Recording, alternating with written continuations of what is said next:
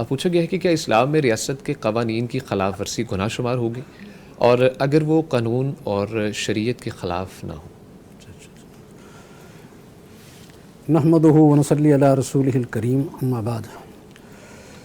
قال اللہ تعالی یا ایھا الذین آمنوا اطیعوا اللہ واطیعوا الرسول واولی الامر منکم، وقال النبی صلی اللہ علیہ وسلم من یطع الامیر فقد اطاعنی ومن عصی الامیر فقد عصانی۔ اسلام کے اندر جو امیر ہوتا ہے، جسے ہم حکمران کہتے ہیں یا حکمران کا کوئی نمائندہ، اس کی اطاعت یہ ضروری قرار دی گئی ہے۔ ہاں، خاص کر جو یعنی قوانین ہوتے ہیں لوگوں کی مصالح کے لیے، مفاد عامہ کے لیے، فلاح و بہبود کے لیے، یا ملک کی استحکام کے لیے، یا اس کے علاوہ سوسائٹی کی کچھ ضروریات ہوتی ہیں نظم و ضبط کے لیے، یا مطلب یہ ہوتا ہے کہ لوگوں میں انتشار، افتراق یہ ختم کرنے کے لیے کچھ قانون بنانے کی ضرورت ہوتی ہے۔ یعنی یہ سمجھنا کہ سارا یہ جو حکومت ہے نا، ایک تدابیر جو ہیں یہ اختیار کرتی ہیں، یعنی تدبیری چیزیں ہوتی ہیں ساری، یہ یعنی شرعی طور پر یہ ضرورت ہوتی ہے۔ نبی اکرم صلی اللہ علیہ وسلم خود بھی حضرت ابوبکر رضی اللہ تعالیٰ عنہ، حضرت عمر کے ساتھ جو باقاعدہ عشاء کے بعد مسلمانوں کے معاملات میں مشاورت کرتے ہیں کہ ہم نے کیا کرنا ہے، خواہ وہ جہاد کا مسئلہ ہو یا انتظام کا مسئلہ ہو، یہ مشاورت باقاعدہ ہوتی تھی۔ اس لیے بارے یہ قانون جو بنائے جاتے ہیں، ان میں جو رعایا ہے ان کے لیے ان قوانین کو ماننا یہ ضروری ہے، لازمی ہے۔ یہ اگر کوئی نہیں مانتا تو وہ گنہگار ہوتا ہے، گنہگار ہوتا ہے یہ۔ حتیٰ کہ نبی اکرم صلی اللہ علیہ وسلم کا یہ بھی ارشاد ہے کہ آپ نے فرمایا کہ یہ لوگ میرے بعد ایسے بھی ہوں گے، کچھ حکمران ایسے بھی ہوں گے کہ جو یعنی لوگوں پر اپنے آپ کو ترجیح دیں گے یا اپنے عزیز و اقارب کو ترجیح دیں گے، ایسے بھی ہوں گے۔ مطلب یہ ہے کہ ان میں تم پر ظلم بھی ہوگا، اس کے باوجود آپ نے کیا کرنا ہے، پھر بھی آپ نے ان کی اطاعت کرنی ہے۔ حتیٰ کہ صحابی نے یہ سوال بھی کیا کہ اللہ کے رسول، اگر اس طرح کے معاملات ہم دیکھ لیں کہ ہمیں کوئی ہے وہ ان کی چیزیں کو اچھی نہیں لگتی، کچھ ان کے معاملات جو ہیں وہ ہمیں پسند نہیں آتے، اور یہاں تک بھی ہوتا ہے کہ انصاف بھی ہوتا نظر نہیں آتا، تو پھر ہم کیا کریں؟ اور وہ لوگ جو ہم سے مطالبہ بھی کرتے ہیں کہ ہم ان کے حقوق ادا کریں،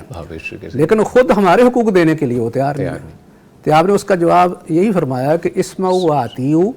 آپ نے فرمایا کہ پھر بھی ان کی بات سنو اور ان کی اطاعت کرو، وعلیہم ما حملوا وعلیکم ما حملتم۔ آپ نے فرمایا کہ جو ان کی ذمہ داری ہے اس میں اگر عدل و انصاف نہیں کرتے، اس کو پورا نہیں کرتے، تو اس کا گناہ ان کے ذمہ ہے۔ تو تمہارے ذمہ کیا ہے؟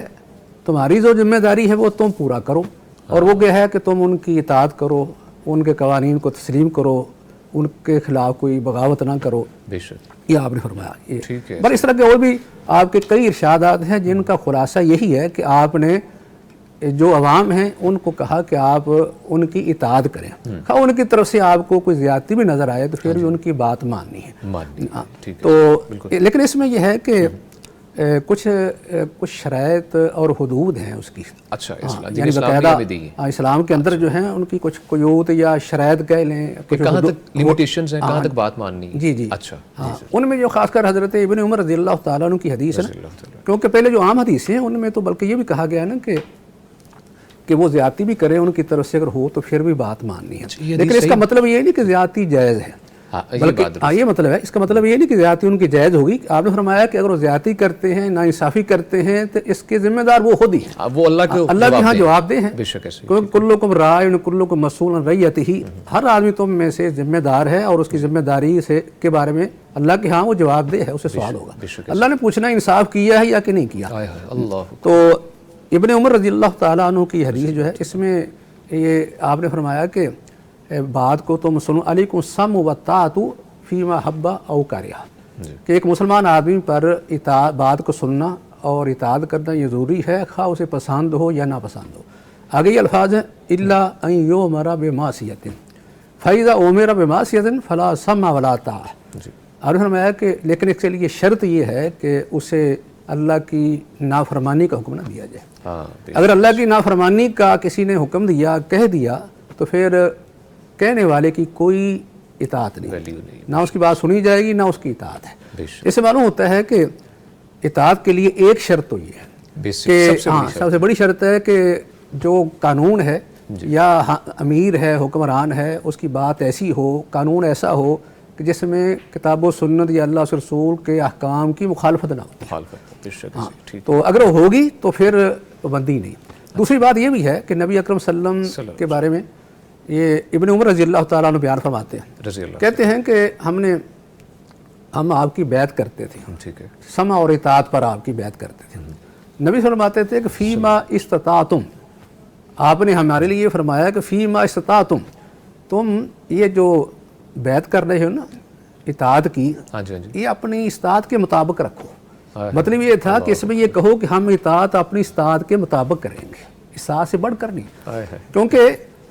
اس سے معلوم یہ ہوتا ہے کہ اطاعت تو ضروری ہے، لیکن جو کروانے والا ہے اس کو بھی لحاظ رکھنا چاہیے کہ اپنی رعایا پر اتنا بوجھ ڈالے جو برداشت کر سکتے ہیں۔ یہ تو بیسک ہے، بے شک، یہ ضروری ہے نا، یہ تو اتنا بوجھ ڈالے، اگر وہ بوجھ اٹھا ہی نہیں سکتا اطاعت کیسے کرے گا؟ اطاعت کیسے کرے گا؟ اور جو لوگ عوام کا لحاظ رکھتے ہیں، نبی اکرم صلی اللہ علیہ وسلم نے ان کے بارے میں یہ فرمایا، حضرت عائشہ رضی اللہ تعالیٰ عنہ نے بیان کیا کہ آپ نے دعا فرمائی کہ اللہ جو میری امت کے ساتھ، لوگوں کے ساتھ جو نرمی کرتے ہیں تو بھی ان کے ساتھ نرمی کر، بے شک، جو ان پر سختی کرتے ہیں تو بھی ان پر سختی کر۔ یہ بھی، اور دوسرا آپ کا یہ بھی ارشاد ہے، آپ نے فرمایا کہ جو حکمران ہیں ان کی ذمہ داری یہ ہے کہ لوگوں کی ضرورتیں پوری کریں، ہاں بے شک، ان کی حاجتیں، ضرورتیں، ان کا لحاظ رکھیں۔ اچھا، دونوں کے لیے، دونوں کے لیے ہے، اور خاص کر میں حدیث جو آپ کو سنانے والا ہوں وہ یہ ہے کہ آپ کا ارشاد ہے کہ جو آدمی، جو حکمران یا کوئی ذمہ دار وہ آڑے آ گیا، رکاوٹ بن گیا، کسی کی ضرورت کے درمیان رکاوٹ بن گیا، یعنی اس نے ضرورت پوری نہیں کی، رکاوٹ بن گیا، وہ درمیان میں حائل ہو گیا، ضرورتیں، یعنی مطلب یہ ہے کہ ضرورتیں پوری نہیں کر رہا، ٹھیک ہے، تو اس کی سزا کیا ہوئی؟ قیامت والے دن جب یہ محتاج ہوگا نا اللہ کے دربار میں، اللہ کی عدالت میں، تو پھر اللہ رب العزت بھی اس کے اور اس کی ضرورتوں کے درمیان حائل ہو جائے، یعنی اس قدر ضروری ہے۔